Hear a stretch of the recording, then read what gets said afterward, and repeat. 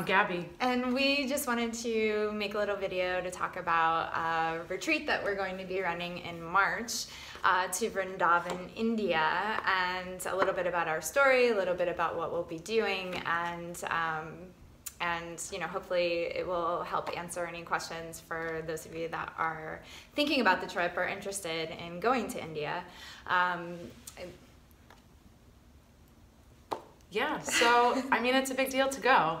And so we just wanted to talk to you a little bit about like our stories, how we ended up going to India in the first place in this specific spot called Vrindavan, which is a holy city, one of the holiest cities in India. So I guess we'll start there, right? Yeah, so, I mean, maybe a little bit about a couple years ago. Is it 2 years now?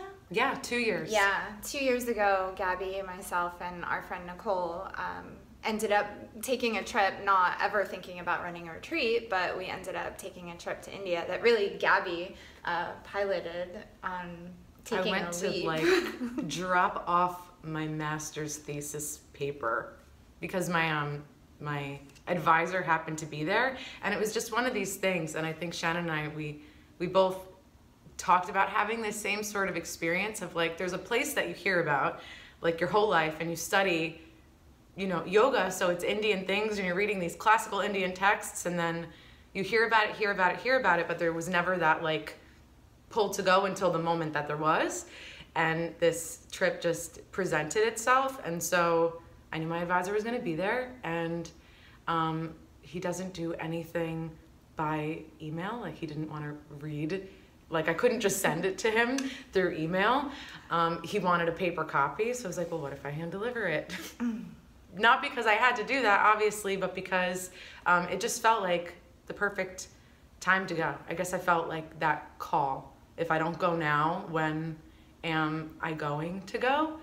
I didn't know that I'd be going back 3 more times. Yeah. Kind of took hold. But yeah, so I signed up, Nicole signed up to go, and then Shannon was like...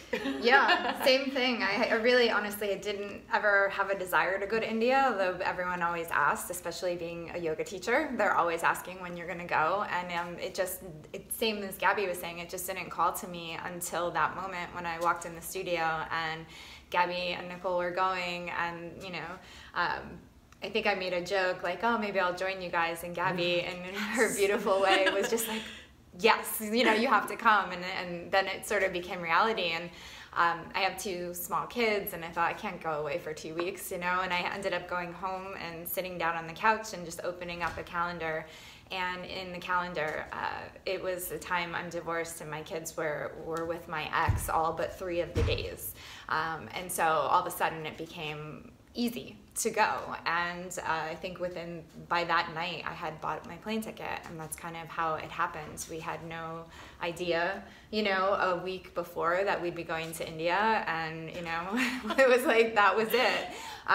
And so yeah, so then we jumped on a plane, and thank goodness for Gabby's advisor, who literally you know, spent every day with us, getting us involved in not just the city of Vrindavan, but also he had all the connections, you know, and he kept saying to me, he's like, you need to run a retreat. And I thought, I'm not here to run a retreat. I was here for me, you know, this one was for me. And it just became so overwhelmingly easy to run a retreat because he had it all set up that it was more effort to say no, if that makes sense. And so it just became, by the end of that trip, Gabby and I knew that we wanted to come back, and that this was a way for us to come back, and that we actually had the platform and connection and people to give a real experience, you know, of what India is like, you know, in the culture and in the city of Vrindavan. So, I mean, that trip for me was very... one of the things that I think happens in India is because it's so,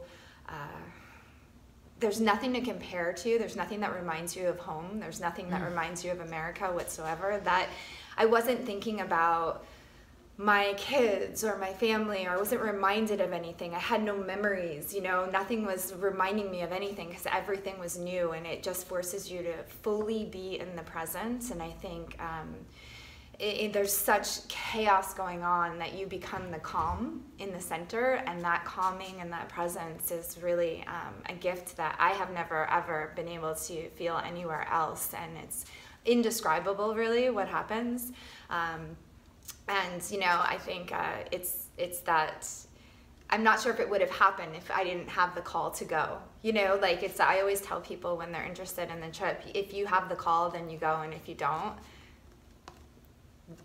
It's not one that you'll probably like if you know, aren't really, if you're not feeling that pull. So once you feel the pull, it's an amazing journey and experience. And a little bit maybe about why we chose Vrindavan. I mean, it's just us, so special.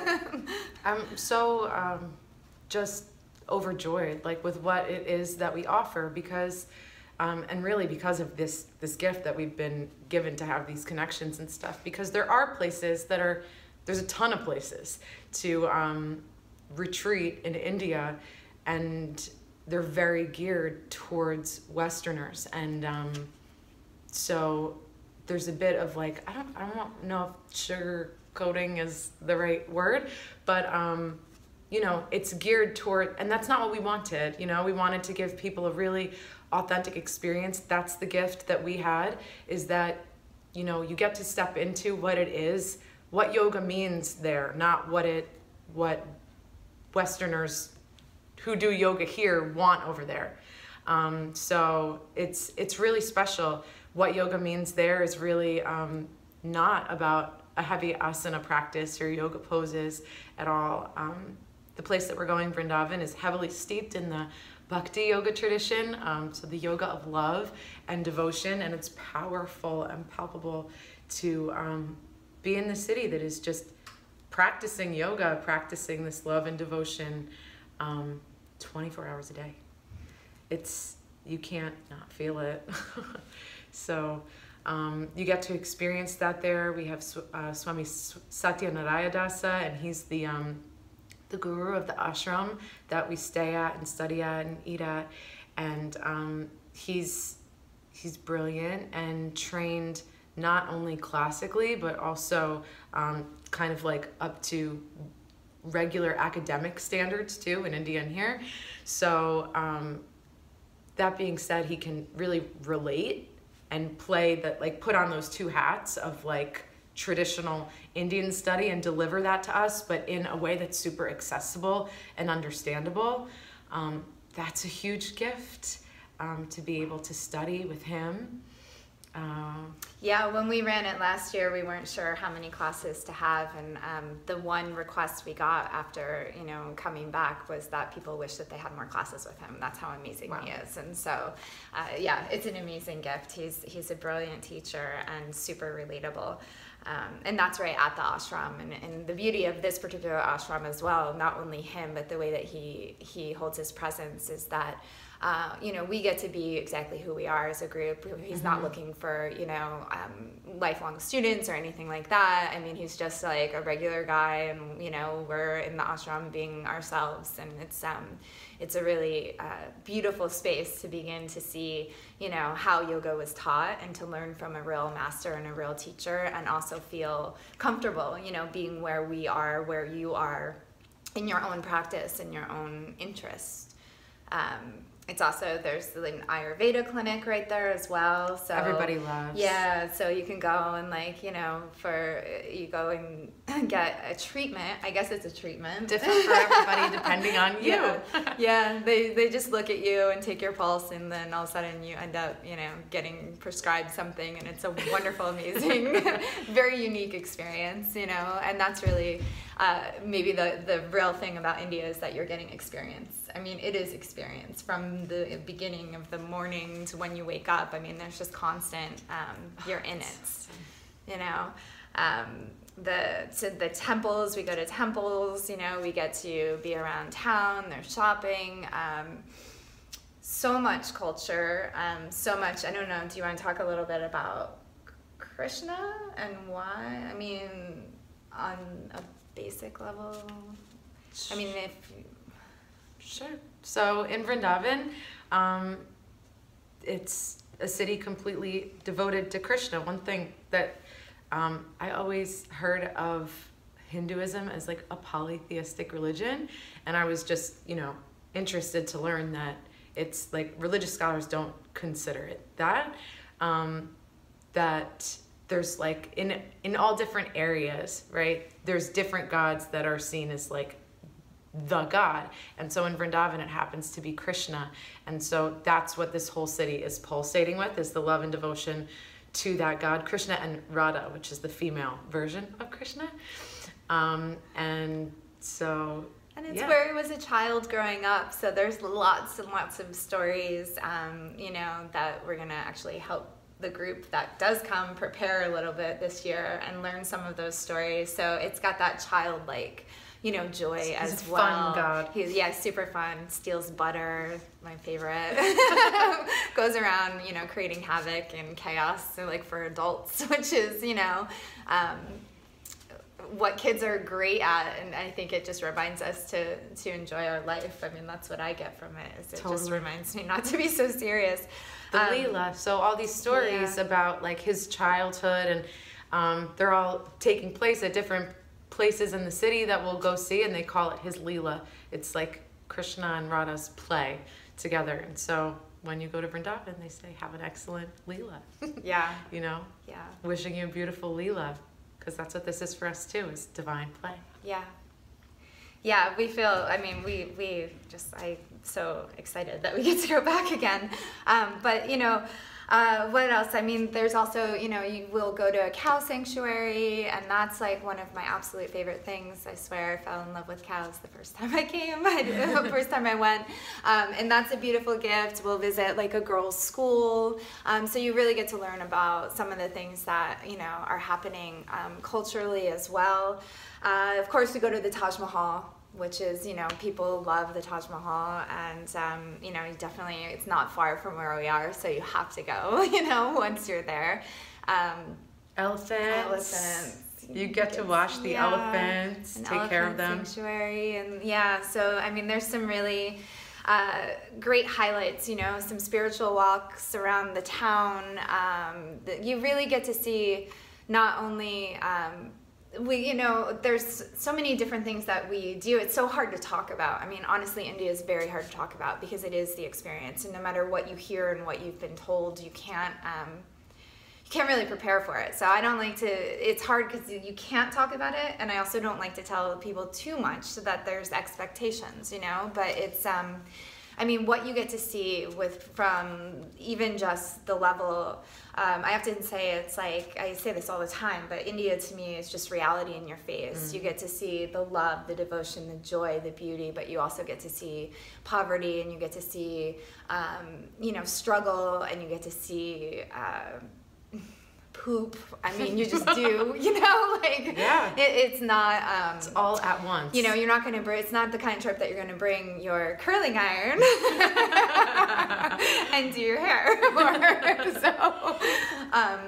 But you get to see everything at once, and they don't hide anything. And I think that that's such a gift because it's all there. And you get to just see the humanness, of what it is to be human, and also, what it is to be fulfilled and what it is to just be completely present. And that's all the things that we talk about in yoga, all the things that we study. You don't have to know any of that stuff. Just being in India, you get the experience. You get everything. For me, everything I'd been studying just sort of happens when you're in India because you're just in it. You have no choice. You can't be thinking about anything. You're just in it. And I don't know how else to explain it. I mean, the words, I feel like there aren't words to really... It is tricky. And if you have any kind of background in, like spiritual study and stuff like this, specifically with the Indian texts, I feel like they just come alive from that experience in a way, that I had been studying for a long time, but it just really opened it up in a way that is undescribable. Just the references, like, you know, you hear about monkeys and stuff in these stories. What is that like? And then a monkey steals your bag. And your shoe. And then that means something totally different to you once you've had this experience. It's a lot. Yeah. And it's so much fun. It's just so much fun. It's so much fun. And they say Govi, who's one of the people that takes us around, who's an absolute, like, love you, Govi, if you ever watch this. Being, and Deepak. Yes, Deepak but too. You know, everything from the monkey taking your shoes to stepping in something unpleasant, it's all auspicious. And there's just like, that's the greatest thing, is that whatever it is that happens, it's like wonderful, I know. And there's always wonderful meaning behind it. There's a meaning for everything. Mm-hmm. And that's why I think Krishna Das, he says, I was listening to some podcast by him before, and he said what you said, if you're not like called to go, then don't, because it's going to be difficult. He says about India that it's like, it's just, everything is a little bit more difficult there. And so you might step in dog poop, or like dog poop or cow poop, any poop. You could get your shoes stolen or your sunglasses stolen. Like, there's difficulty there, but once you have that call in your heart to go, like, it's just gonna keep getting louder and louder. And it is play. You know, to us in America, if that happened, if someone stole my shoe, I'd freak out. And there it's like, you know, if a monkey kind of takes your shoe for a moment, you know, in exchange for a box of juice, it's play, you know. And it teaches us all these things become, it's playful and it's beautiful, and it's just there's just so much devotion, you know, and it teaches you so much that I think you just keep processing. I mean, I still am like constantly, you know, letting it all settle in, all the wonderful things that we get to do, which again, the temples, and we will go to Krishna Das's teacher's temple as well, Ashram. So there's a lot of trips and a lot of things that we have planned that again are very hard to talk about, but it's if you have the call, I mean, you know, if you have the call, you just jump in. It's not something that you think twice about. From my perspective, I couldn't even begin. And the reality is, even whatever it is that happens, you know, everybody gets infected a little bit once they're there, you know, and on all different levels, you know, there's all different sorts of like revealing things, you know. The only other thing that I think that I was thinking about is when I originally wanted to go, I thought, oh, you know, as my tendency is that I'll go and learn something, right? I have to learn something. What is this going to be for? Like, this will fix something, you know? Something good has got to come out of it, whatever. Why am I going? And I think what India has really taught me is that I'm totally okay just as I am. And so it's no longer about a trip that I go to try to fix anything or to better anything or to find something. It just really has allowed me to be okay as I am, and I think that comes fully just from being present. And you know, it's hard for us to practice presence in our daily lives, but there it is just something that happens, and it's a beautiful gift to really feel like you can stop searching, if that makes sense. Yeah. You're not gonna, I mean, you might get some nuggets that you bring home, some Yes. cool one-liners or something from our classes, but that's like so much not it. It goes so much more beyond that, like the teachings say.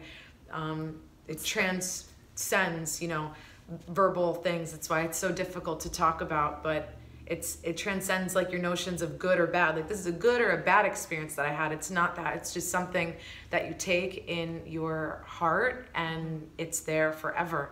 And you might want to go back. Again and again and again. Keep joining us every year, because we don't plan on stopping. Yeah. There's something about it that just, it calls you. It's and hard. if it's calling you now, I would say maybe listen to it. Yeah, give us a call. Join us. Reach us. out. Yeah, we're here, and we're going in March, and so it is filling, and so, you know, grab your spot if you'd like to join. And thank you again for watching. Thank you. Bye. Bye.